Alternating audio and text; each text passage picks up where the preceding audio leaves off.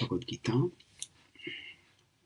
10.12 Param Brahma Param Dhama Pavitram Paramam Bhavan Purusham Shashvatam Divyam Adidevam Ajam Vibhum. So Arjuna is speaking this verse, and he's speaking after Krishna has just spoken the 4 verses that have been celebrated as the Chaturshloki Gita.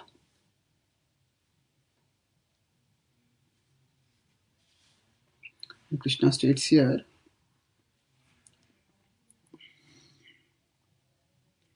that he is actually, Krishna has stated how he is the absolute truth and how devotion to him is life's absolute perfection.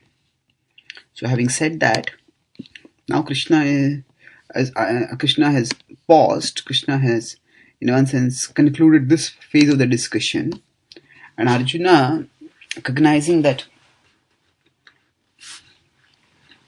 an important threshold in the discussion has been crossed, now speaks. The Bhagavad Gita is actually a conversation, which something that we may overlook or forgotten when we get too caught in its intellectual subtleties or philosophical technicalities. The Bhagavad Gita's essential message is that we all can turn towards Krishna, and that we are all meant to turn towards Krishna because we are all souls, and by learning to love him we can gain eternal happiness. Now, we can't love Krishna unless we understand his position properly, and that understanding of his position is what Krishna has shared in the Gita. When we understand how lovable our beloved is, naturally we fall in love with them. That is what Krishna is directing us to do here, when he states that he is actually giving us the opportunity to attain him. So he states here that he has given the message of the Gita, and Arjuna is, by sharing his understanding, revealing to us what the correct understanding of the conclusion of the Gita is. Normally, if you consider that a teacher speaks something, and at the end of that class, the student speaks something which is supposed to summarize or recapitulate or re-enunciate the understanding that the student has acquired from the teacher. Now, if the student had acquired an incorrect understanding, the teacher would immediately clarify. And if the teacher doesn't clarify, then we can understand how that understanding must be correct.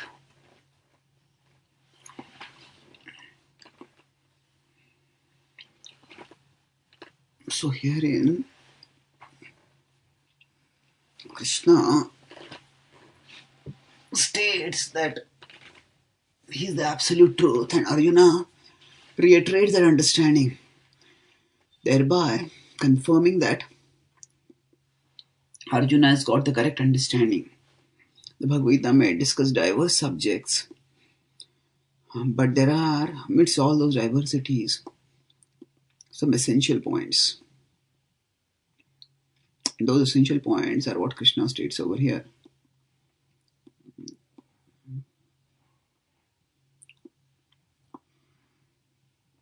Param Brahma, Param Dhama, Pavitram Paramam Bhavan.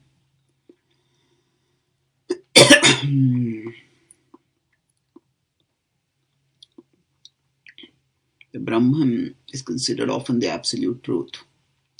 And Arjuna declares Krishna to be Param Brahma. So, often it is thought that Brahma is beyond all categorization Brahman is beyond all hierarchy. Brahman is beyond all duality. So there is duality which is higher and lower, more beautiful and less beautiful, wealthier and poorer. All these dualities are in the material world. And when one comes to Brahman, one of the most common words used to describe it is Advaita, non-differentiated. And yet, the first word that Arjuna uses to describe Brahman is Param Brahma. That means he's saying that there is, at least at some level, some kind of differentiation within Brahman. Otherwise, there is no point in using the word Param Brahma over here. So, Krishna is not just Brahman, he is Param Brahma. So, Brahman is not differentiated in a material sense. Everything at the Brahman level of existence is transcendental. At the same time, that doesn't mean that Brahman is utterly non-differentiated alone. Brahman does have its own internal differentiation in terms of there is a we could say a sea of spiritual existence, and there is a supreme person who is the supreme being within that vast sea. So there are living beings who in spiritual existence are far freer, are eternal as compared to living beings in material existence. At the same time, the difference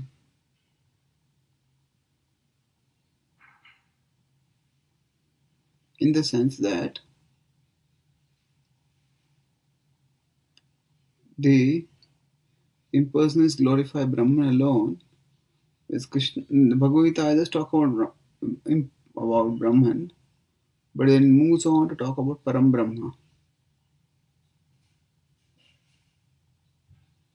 That is the significance of the word. First word Arjuna uses to glorify Krishna is that you are not with Brahman, but Param Brahma. So Krishna is within the non-differentiated whole of Brahman. He is still the Parabrahma.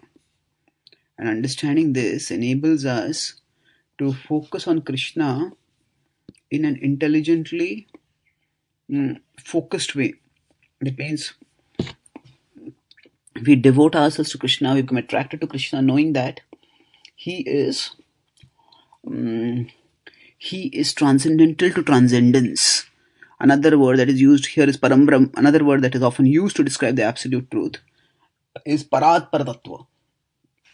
He is transcendental to transcendence. And that's why the Bhagavatam describes that even those who were attracted to transcendence or who had no attraction to material things, Shukdev Goswami and the Kumaras, they became attracted to Krishna, to the Supreme Lord, personality of Godhead, because Sankshobham Akshara Jusham Apichittatanvoho, as it said about Kumaras. Tasyaravinda Nayanasya Padaravinda.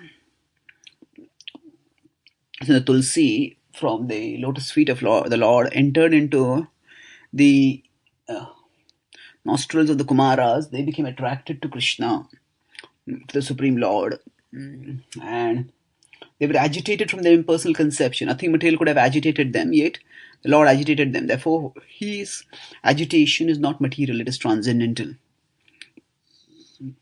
And Sankshobham Akshara Jusham Apichittatanvo. Now, moving onwards, Arjuna also says several other attributes. Param Dhama. Krishna is non-different from his abode. He is himself the Supreme Person. Pavitram Paramam Bhavan. That he is supremely pure. Purusham Shashvatam Divyam. He is the eternal person. He is transcendental. The word Divya has been used repeatedly before.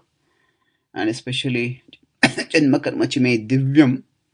is another use of the same word, and in the same sense of utterly transcendental. Adidevam ajam vibhum. So he's Adi, he's Aja, and he's Vibhu. None of us is Vibhu. None of us is transcendental the way Krishna is transcendental. And understanding thus, we can actually march onwards towards Krishna with the utter conviction that he is the highest reality. Thank you.